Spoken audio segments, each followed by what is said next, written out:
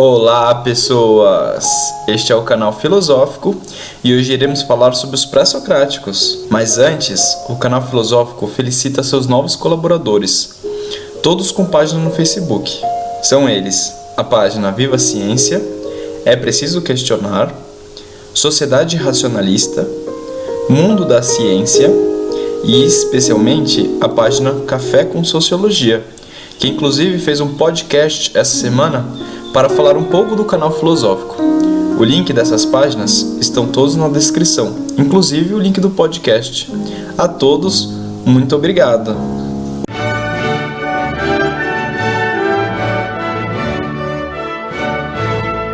O conhecimento filosófico surgiu aos poucos, em substituição aos mitos e às crenças religiosas, na tentativa de conhecer e compreender o mundo e os seres que nele habitam.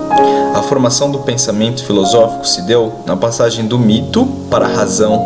A palavra mito é grega e significa contar, narrar algo para alguém que reconhece o proferidor do discurso como autoridade sobre aquilo que foi dito. Assim, Homero, autor da Ilíada e da Odisseia, e Hesíodo, autor de Teogônia e dos Trabalhos e dos Dias, são considerados os educadores da Hélade, como se chamava a Grécia, bem como os rapsodos, que era uma espécie de ator, cantor, recitor.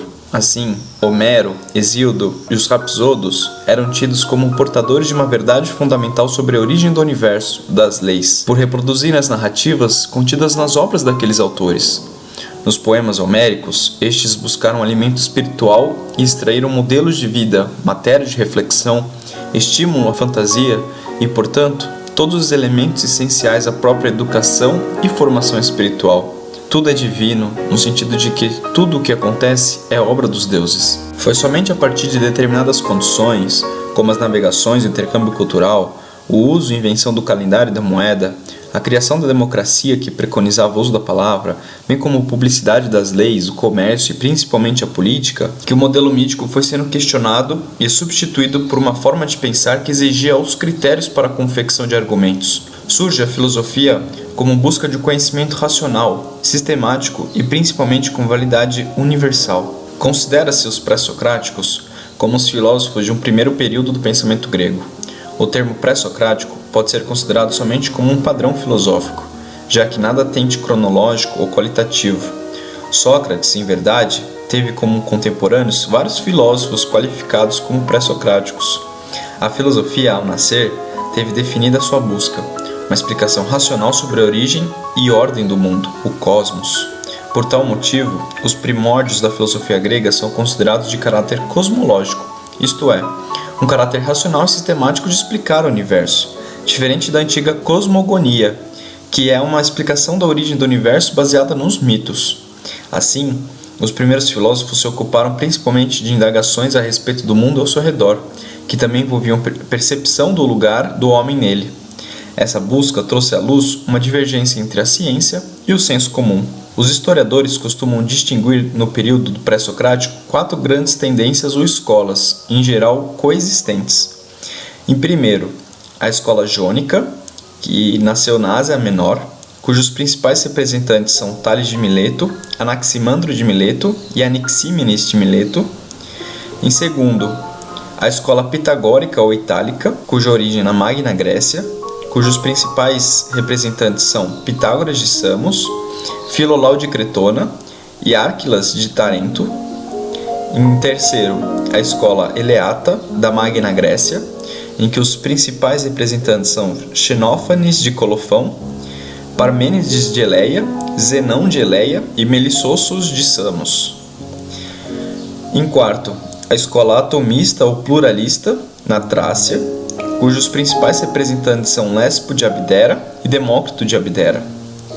Nesse vídeo, faremos então a descrição de cada uma dessas escolas, deixando para a descrição de biografias e pensamentos específicos de cada filósofo para os vídeos seguintes. Bom, é habitual considerar a escola jônica como iniciadora da reflexão filosófica na Grécia.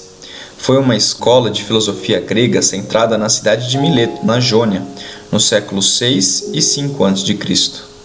Esta corrente filosófica considera o homem, mas o vê somente como uma parte ou um elemento da natureza, não como um centro de um problema específico. Diferentemente dos poetas, os jônios foram à procura de um substrato imutável, imanente às coisas mutáveis, capaz de despontar como um fundamento último de tudo quanto existe e de dar conta da espantosa diversidade dos fenômenos. Esses tinham como objetivo principal descobrir qual a única substância que constitui o ser e sobre o que seria a arqué, ou seja, o princípio, a origem das coisas. Para Tales, esse princípio seria a água, afinal, a terra repousa sobre ela, e tudo que morre se resseca. Anaximandro põe como princípio universal uma substância indefinida, chamada apeiron, ou ilimitado. Por fim, para Anaximes, discordando do seu mestre, o princípio é infinito em grandeza e em quantidade, mas não é indeterminado. Ele é o ar. Percebe-se uma característica da escola jônica que é fundamental nesse sentido. O modo de explicar a realidade natural a partir dela mesma, sem nenhuma referência ao sobrenatural ou ao misterioso. Já a escola pitagórica teve como ponto de partida a cidade de Crotona, no sul da Itália, e difundiu-se vastamente. Trata-se da escola filosófica grega mais influenciada exteriormente pelas religiões orientais, e que, por isso, mais se aproximou das filosofias dogmáticas regidas pela ideia de autoridade. O pitagorismo influenciou o futuro platonismo, o cristianismo, e ainda foi invocado por sociedades secretas que atravessaram o tempo até alcançarem os dias de hoje. O símbolo da escola pitagórica era o pentagrama, uma estrela de 5 pontas. Pitágoras ficou conhecido também como filósofo feminista, visto que nessa escola havia muitas mulheres discípulas e mestres, tais como Teano, sua provável esposa. Os pitagóricos foram muito importantes no desenvolvimento da matemática grega. À sua vez, a matemática influenciou sua posição filosófica, concebendo que os números são os princípios de todas as coisas. O próprio Aristóteles cita na Metafísica que os denominados pitagóricos captaram por vez primeiras matemáticas, e além de desenvolvê-las, educado por elas, acreditaram que os princípios delas eram os princípios de todas as coisas, como os números eram, por natureza, os princípios delas, e apareciam os números como primeiros em toda a natureza. Pensaram que os elementos dos números eram os elementos de todas as coisas. Bom, como outra escola, vamos ter a Eleata, que recebeu esse nome da cidade de Eleia, situada no sul da Itália e local de seu florescimento. Neste grupo, as questões filosóficas concentram-se na comparação entre o valor do conhecimento sensível e o do conhecimento racional. De suas reflexões, resulta que o único conhecimento válido é aquele fornecido pela razão. Lidavam com os conceitos de ser, não ser, movimento, tempo, espaço, continuidade e defenderam a unicidade estática de tudo o que existe, um uno eterno e imutável. Por exemplo, para Parmênides, a mudança era apenas uma ilusão. Eles também consideravam falsa a realidade que se apresenta aos nossos sentidos, que percebem tudo como uma multiplicidade, e a contrapunham à efetiva realidade percebida por nossa mente, capaz de aprender a unicidade da existência. Os eleatas foram os primeiros a defender a necessidade de critérios objetivos para o estabelecimento da verdade, e criaram argumentos que partiam de premissas claras e indubitáveis. Por último, temos a escola atomista, ou pluralista, iniciada por Leucipo de Abdera, que supunha que a matéria seria constituída por átomos e vácuo. Tais átomos seriam indestrutíveis e imutáveis, enquanto as variações da matéria dependeriam de modos de agrupamento dos átomos, algo como nossas moléculas. Existiam também variações na forma, tamanho dos átomos, embora fossem todos constituídos por uma mesma substância. Continuador da obra atomista de Leucipo, Demócrito de Abdera acreditava estarem os átomos em constante e violenta agitação, chocando-se constantemente uns com os outros e transmitindo o movimento nestes choques. Coisa muito parecida com atualmente, dá para acreditar?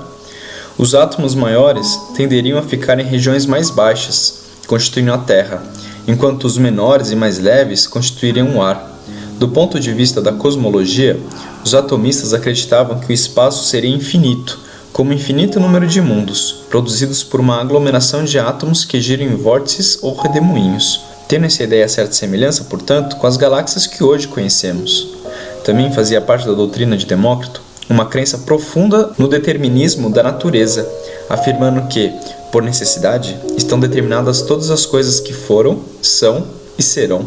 Assim, vale lembrar que a divisão em escolas pré-socráticas não possuem muita assertividade nos fatos, já que por vários motivos, como a própria falta de contato entre essas culturas, esses filósofos acabaram por desenvolver pensamentos autônomos e divergentes entre si.